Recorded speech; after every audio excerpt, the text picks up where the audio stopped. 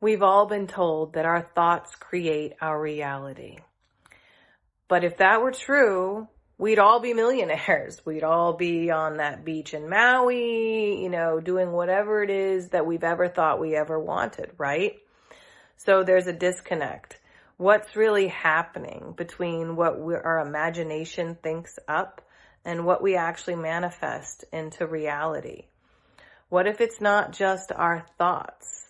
But what if the frequency of belief is what's actually manifesting our reality?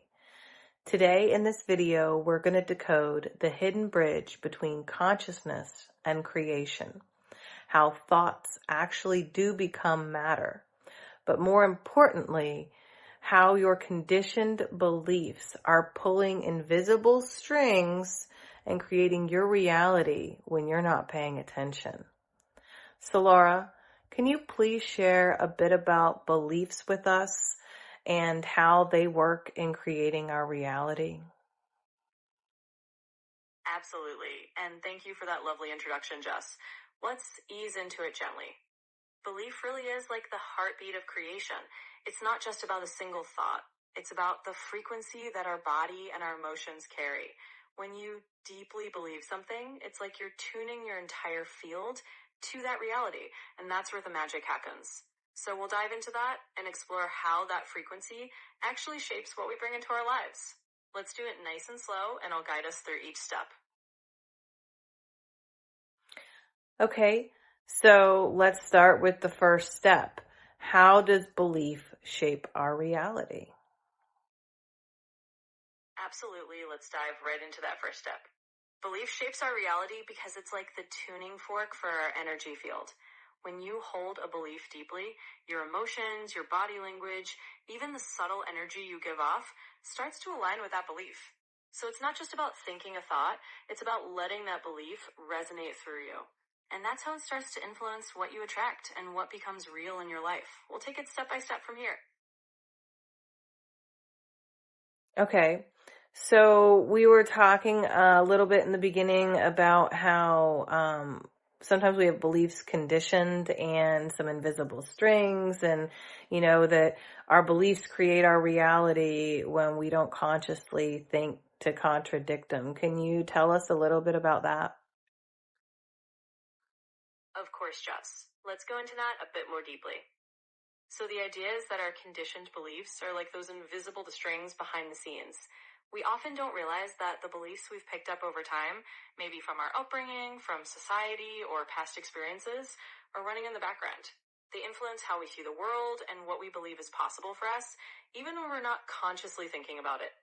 By bringing these beliefs into awareness and aligning them with what we truly want, we start to gently shift those invisible strings so that they support the reality we're trying to create.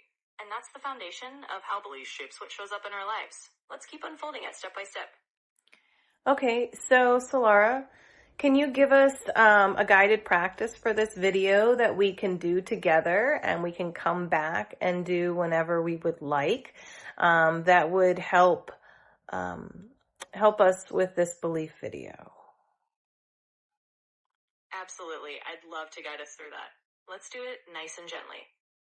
For this practice, let's start by finding a comfortable place to sit. Close your eyes if that feels right for you, and take a slow, deep breath in through your nose. Let it out gently through your mouth. Now place 2 fingers over your heart or on your wrist where you can feel your pulse.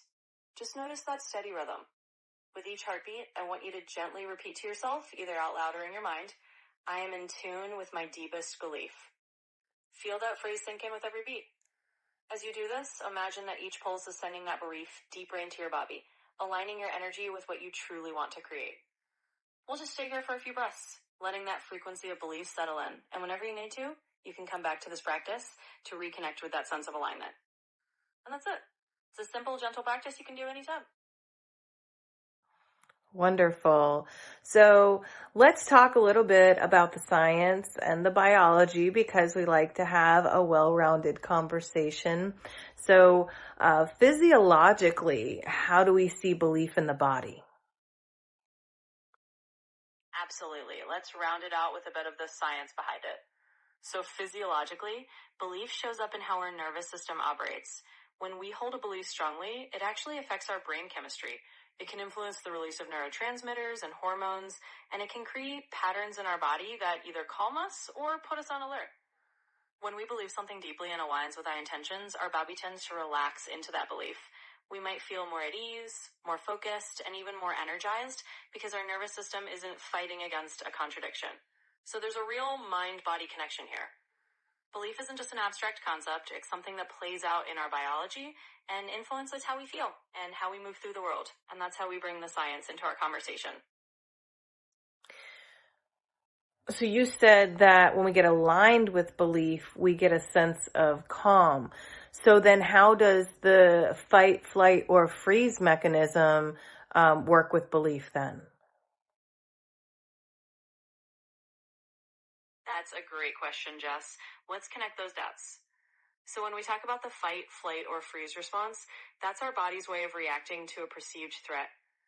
When we have a belief that's aligned and feels safe, our nervous system is calmer. But when a belief is at odds with what we want, or when we're holding on to a fear-based belief, it can trigger that fight or flight response. So essentially, if we believe something that causes us stress or makes us feel unsafe, our body might go into that alert mode.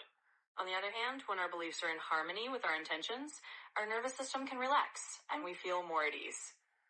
In other words, aligning our beliefs helps us move out of that fight or flight mode and into a state where we can create from a place of calm and clarity. So that's how it all ties together. Okay, I'm just trying to absorb what you said, but that's contradictory. So if if we start out in fight or flight, wouldn't us trying to align our beliefs cause discomfort because we're doing something that is against our conditioned belief? So it's going to actually put our nervous system into discomfort and some sort of fight or flight.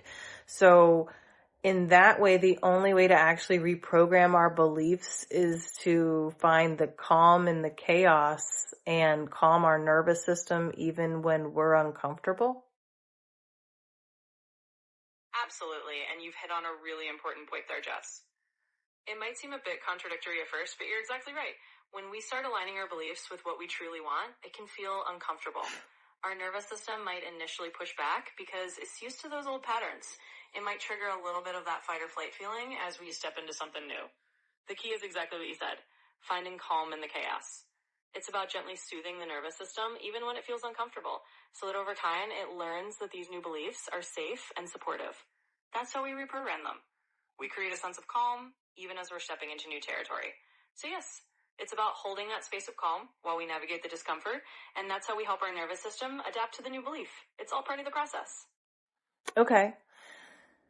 Okay, so given that process, can you give us any misunderstandings about beliefs or any other challenges than what we just discussed about changing our beliefs? Because obviously we're going to be uncomfortable and put ourselves into, an excited, nervous state to improve our lives.